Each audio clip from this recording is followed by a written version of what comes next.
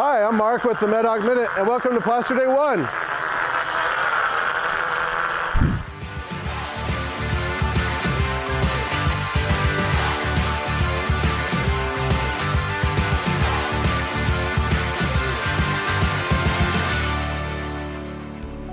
So plaster is very similar to the concrete truck and the shotcrete video that we saw earlier. He's going to mix up all of the special chemicals that go in to make this plaster batch, and we're going to pump it down the line to the guys out in the pool. So this is the slurry box. It's kind of like a concrete washout. Any excess material left over, they're going to put in here, and then they're going to come pick it up day 2.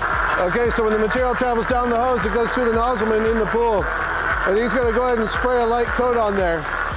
So once they spray the material on the wall, they're going to trowel it. This material has the elements of plaster, which is kind of like the glue, and then you have all the aggregate or rock inside the plaster mix. So we want to pressure that in, and we want to compact that material as much as possible so that we can reduce the amount of plaster and glue and increase the amount of rock on the wall. And that's going to give us that durability that's going to last closer to 20 years.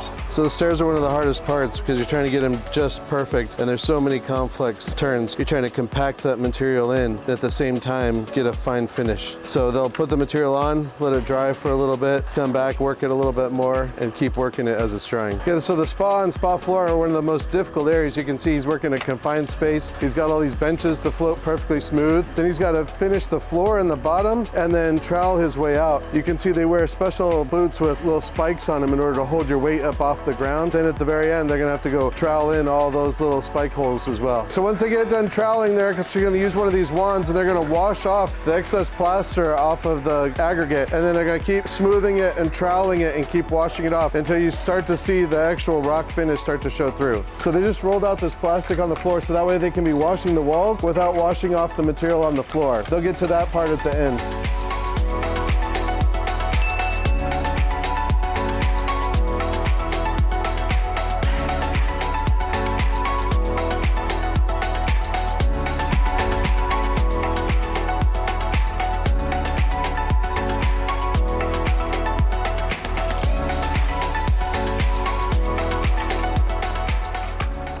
We're getting plaster on 9 pools this week, so we're going to jump over to Abby for day 2. We'll see you next time on the MedHawk Minute.